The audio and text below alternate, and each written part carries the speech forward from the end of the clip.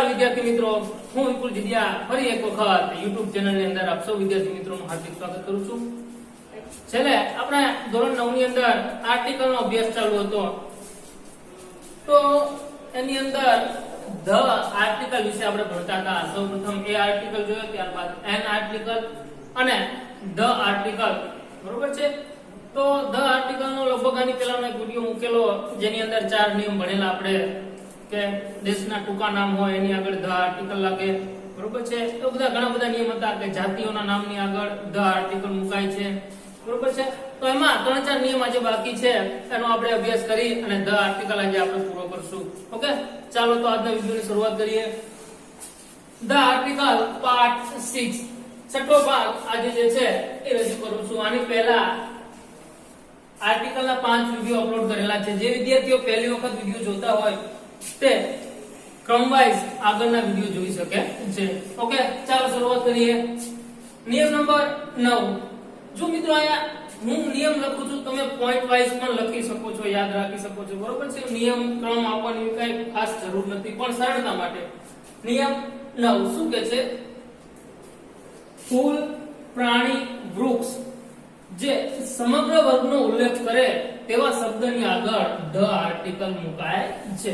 ફરી એક વખત કહું છું, વાંચું છું. ફૂલ, પ્રાણી, વૃક્ષ કે જે સમગ્ર વર્ગનો ઉલ્લેખ કરતા હોય તેના નામની આગળ અથવા તો તેવા શબ્દની આગળ ધ આર્ટિકલ મુકાય છે. હવે પહેલા આપણે ફૂલની વાત કરીએ. બરોબર છે? તો સપોઝ આપણે વિચારો કે ગુલાબ, તો ગુલાબ એક ફૂલ છે. બરોબર? તમે ફૂલની વાત કરતા હોય, ફ્લાવર, તો ઈ પણ એક આખો ફૂલનો સમૂહ છે, તો એની આગળ ધ આર્ટિકલ મુકાય છે. ફૂલની અંદર પણ તમે ગુલાબ ફૂલની વાત કરો છો, રોઝની આપણે સપોઝ વાત કરી છે, તો ઘણા પ્રકારના ગુલાબ આવે ને. બરોબર? પર્ટિક્યુલર બધાના અલગ અલગ નામ હોય છે. બરોબર? રેડ રોઝ, પિંક રોઝ, એના ઘણા બધા અલગ અલગ હોય છે.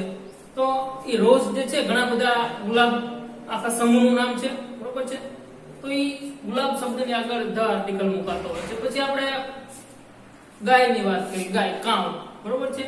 તો ઘણી બધી ગાય આવે, કાંકરેજી ગાય, ગીર ગાય, જર્સી ગાય. બરોબર છે? પણ બધા માટે એક કોમન શબ્દ આખા સમૂહ માટે કયો શબ્દ છે? ગાય.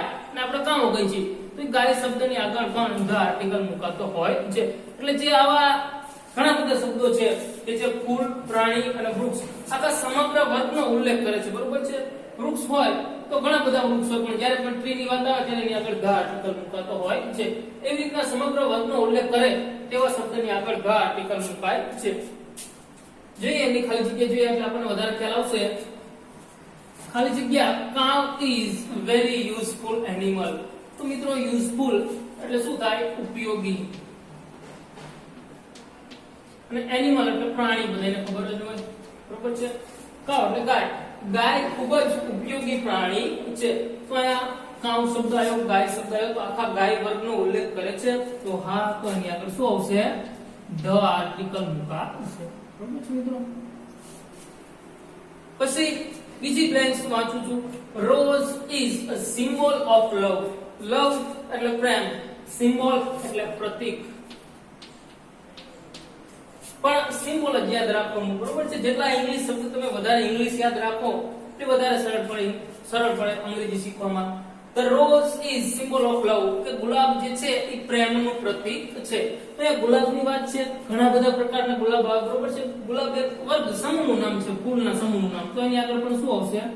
ધ આર્ટિકલ મુકાશે. ઓકે, ખ્યાલ આવ્યો? તો ફૂલ, પ્રાણી, વૃક્ષ જે સમગ્ર વર્ગનો ઉલ્લેખ કરતા હોય, બરોબર છે, એની આગળ ધ આર્ટિકલ મુકાતો હોય છે. હવે નિયમ નંબર 10 જોઈએ. વાક્યમાં કોઈ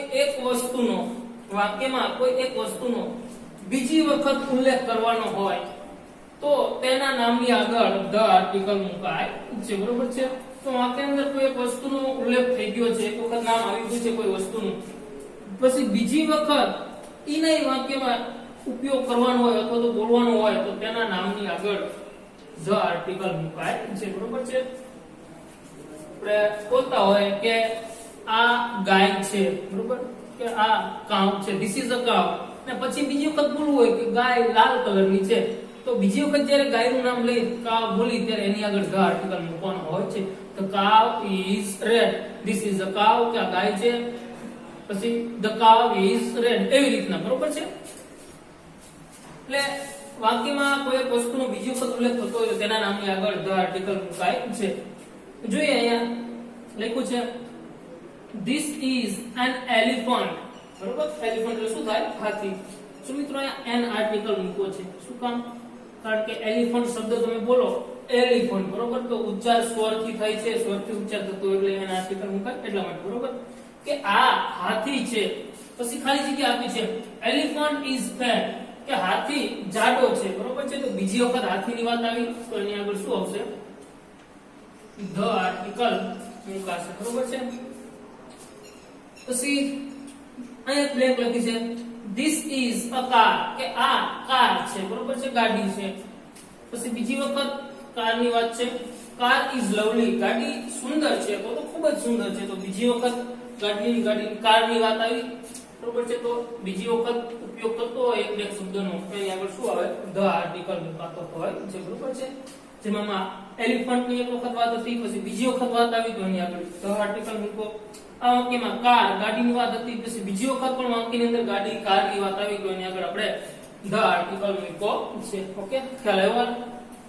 હવે નિયમ નંબર 11 શું કહે છે? સાવ એકદમ સિમ્પલ, સંગીતના સાધનોના નામની આગળ the આર્ટિકલ મુકાય છે. એટલે જેટલા પણ સંગીતના સાધનો નાના મોટા આવતા હોય તો એનો આપણે વાક્યમાં બોલતી વખતે લખતી વખતે ઉપયોગ કરતા હોય તેની આગળ the આર્ટિકલ મૂકવાનો થતો હોય છે. જેમ કે લખ્યું છે તબલા, તો કેવી રીતના લખાય? the તબલા.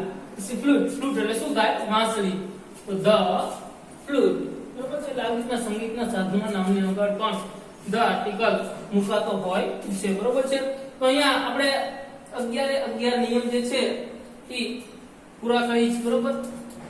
જો મિત્રો અંગ્રેજી ગ્રામર વિશાળ છે, આ the આર્ટિકલના 35 40 ઘણા બધા નિયમો આવે, પણ આપણે જ્યારે 9મા ધોરણમાં ભણી છે તો આટલા નિયમ આપણી માટે ઇનફ છે, બરોબર છે.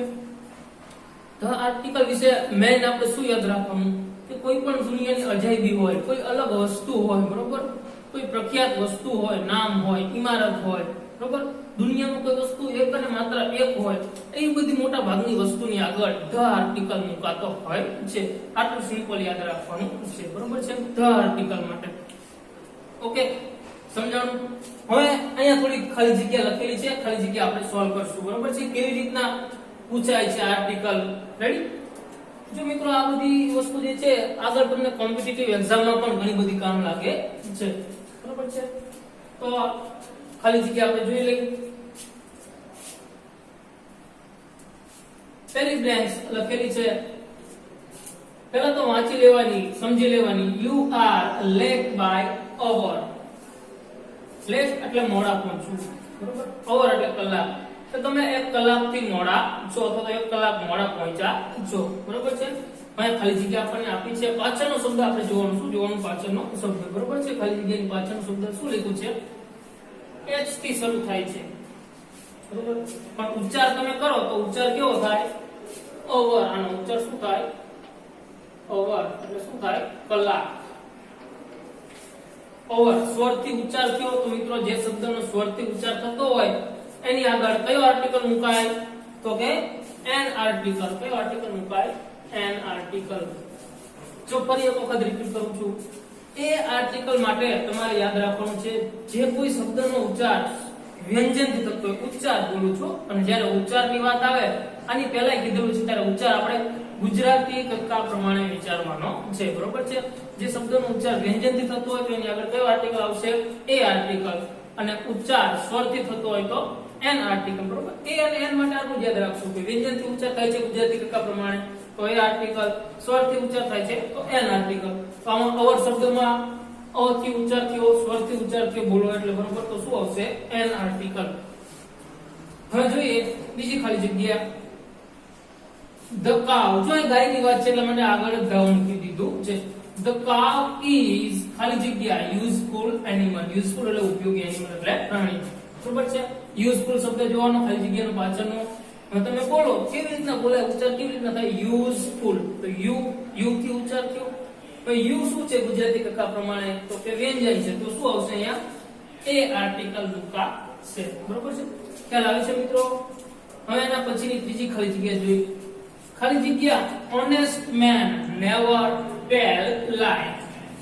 તો મિત્રો અહીંયા lie એટલે જૂઠું, tell એટલે બોલવું, કહેવું, never એટલે ક્યારેય નહીં અને man એટલે માણસ. અને honest એટલે શું થાય? પ્રામાણિક. બરોબર કે પ્રામાણિક માણસો ક્યારેય જૂઠું બોલતા નથી, ખોટું બોલતા નથી. તો આપણે ખાલી જગ્યાની પાછળનો શબ્દ જોઈશું. બરોબર છે, આનો ઉચ્ચાર કેવી રીતના થાય? લખ્યું છે h થી, તો honest નથી વાંચવાનું, પણ કેવી રીતના વંચાય છે? honest સ્વરથી ઉચ્ચાર થયો, honest ઓ સ્વરથી. બરોબર છે, તો સ્વરથી ઉચ્ચાર થતો હોય તો શું આવે? એન આર્ટિકલ મુકાય છે. બરોબર છે. હવે ચોથી ખાલી જગ્યા જોઈ. કમ્પ્યુટર. જો કમ્પ્યુટર પણ એક અલગ વસ્તુ છે, તો એના આગળ પણ ધ આર્ટિકલ મૂકેલો છે. The computer is electronic device. Electronics એટલે ઇલેક્ટ્રોનિક્સ. બરોબર છે, કે જે કમ્પ્યુટર જે છે એક ઇલેક્ટ્રોનિક્સ ડિવાઇસ છે. બરોબર છે, તો ખાલી જગ્યાની પાછળનો શબ્દ કયો છે? ઇલેક્ટ્રોનિક્સ. તમે ઉચ્ચાર કરો તો શેથી થાય છે? ઇલેક્ટ્રોનિક્સ. તો ઈ થી ઉચ્ચાર થાય છે. બરોબર છે, તો ગુજરાતી કક્કા પ્રમાણે ઈ થી ઉચ્ચાર થાય છે. ઈ શું છે? સ્વર છે. તો એની આગળ શું આવશે? An article. સ્વર થી ઉચ્ચાર થતો હોય તો એન આર્ટિકલ. બરોબર છે. પછી પાંચમી ખાલી જગ્યા જોઈ. આઈ સો ખાલી જગ્યા વન બુક, કે મેં એક બુક જોઈ. સો એટલે જોવું. બરોબર છે, વન બુક એટલે એક બુક. તો ખાલી જગ્યાની પાછળનો શબ્દ જુઓ કયો છે? વન. તો અને કેવી રીતના બોલાય? ઓ લખેલું છે ઓ થી, પણ તમે બોલો ઉચ્ચાર કરો તો કેવી રીતના થાય? વન થી. બરોબર છે, તો વ ન વ આયો ગુજરાતી કક્કા પ્રમાણે ઉચ્ચાર થયેલો શબ્દ. તો વ એ શું છે? તો કે વ્યંજન છે. તો ઉચ્ચાર વ્યંજન થી થતો હોય તો કયો આર્ટિકલ મુકાય? એ આર્ટિકલ. બરોબર છે. હવે છઠ્ઠી અને સાતમી ખાલી જગ્યા છે. તો છઠ્ઠી ખાલી જગ્યા શું કહે છે? I shall like to bath in Ganga. I shall like to bath in Ganga. Like એટલે ગમવું, પસંદ આવવું, અને bath એટલે સ્નાન કરવું, નાહવું. કે મને ગંગાની અંદર, ગંગા નદીની અંદર સ્નાન કરવું ગમશે. બરોબર છે, તો અહીંયા ગંગાની વાત છે તો આપણને ખબર છે કે નાહવાની વાત છે એટલે ગંગા નદીની વાત છે. તો પાછળ રિવર આપણે લખી નાખી. બરોબર છે, તો ગંગા ઈ નદી પવિત્ર નદી છે. બરોબર છે, આપણે કીધું હતું કે પવિત્ર નદીઓના નામની આગળ અથવા તો નદીઓના નામની આગળ ધ આર્ટિકલ મુકાય છે. તો અહીં ગંગા નદીની વાત છે તો આપણે કયો આર્ટિકલ મૂકશું? The article. ઓકે. પછી સાતમી ખાલી જગ્યા ની અંદર બે ખાલી જગ્યા આપણને છે. બરોબર છે, તો શું લખ્યું છે? there was a girl, કે પહેલી છોકરી છે. તો ત્યાં છોકરી છે. બરોબર છે, there was a girl, કે ત્યાં છોકરી છે. તો ખાલી જગ્યાની પાછળનો શબ્દ જોઈ લેવાનો કયો છે? ગર્લ છે. બરોબર, બોલો તમે ઉચ્ચાર કરો તો કેવી રીતના થાય? ગર્લ, છોકરી. બરોબર, ગર્લ ગ થી ઉચ્ચાર થાય છે. તો શું છે ગુજરાતી કક્કા પ્રમાણે? તો કે વ્યંજન છે. તો એની આગળ શું આવશે? એ આર્ટિકલ. હવે મિત્રો જો બીજી વખત ગર્લ છોકરીની વાત છે, અહીંયા એક વખત ગર્લ પૂરું થઈ ગયું. બરોબર, there was a girl, કે ત્યાં છોકરી છે. પછી વળી પાછી ખાલી જગ્યા ગર્લ્સ નામ રૂપા, કે છોકરીનું નામ રૂપા છે. બરોબર છે, તો મિત્રો આ નિયમ તમે જોવો. કોઈ વાક્યમાં એક વસ્તુનો બીજી વખત ઉલ્લેખ કરવામાં આવે તો તેના નામની આગળ ધ આર્ટિકલ મુકાય છે. તો ગર્લનો છોકરીનો એક વખત ઉલ્લેખ થયો, પછી બીજી વખતે થાય છે તો બીજી વખત એનો ઉલ્લેખ થતો હોય તો કયો આર્ટિકલ આવે? The article. બરોબર છે, તો મિત્રો આવી રીતના ખાલી જગ્યા પૂછાતી હોય છે. સમજી વિચારી અને આપણે જવાબ લખવાના થતા હોય છે. બરોબર છે, તો આશા રાખું છું કે સાથે ખાલી જગ્યા તમને સમજાણી હશે અને આની આગળના બધા જે નિયમ કરાવ્યા એ પણ સમજાણા હશે. બરોબર છે, હવે આ 7 ખાલી જગ્યા જેવી બીજી 15 ખાલી જગ્યા હું તમને હોમવર્કમાં આપીશ. એ તમારે જાતે વાંચીને પૂરી કરવાની છે. જો એ એન અને ધ ત્રણેય આર્ટિકલની મિક્સ ભેગી ખાલી જગ્યા હશે. ખાલી જગ્યા પૂરવા માટે તમારે શું કરવાનું? એની પાછળનો શબ્દ જોઈ લેવાનો અને એને આધારિત એ એન અને ધ આર્ટિકલ એમાં મૂકવાના થતા હોય છે. બરોબર છે, અહીંયા આપણે જે આર્ટિકલનો ટોપિક છે એ પૂર્ણ કરી છે. ત્યારબાદ હવે એકવચન બહુવચનના ટોપિકની આવતા વિડીયોમાં શરૂઆત કરશું. બરોબર છે, જો આર્ટિકલના વિડીયોમાં તમને ના ખબર પડતી હોય તો આગળના વિડીયો પણ જોઈ શકો છો. અને તેમ છતાં પણ કાંઈ પ્રશ્ન હોય તો કમેન્ટ બોક્સમાં તમે કોમેન્ટ કરી શકો છો અને વધારે મારા WhatsApp નંબરમાં કોન્ટેક્ટ કરી શકો છો. જો અમારો વિડીયો ખરેખર પસંદ આવ્યો હોય તો લાઈક કરો. Thank you.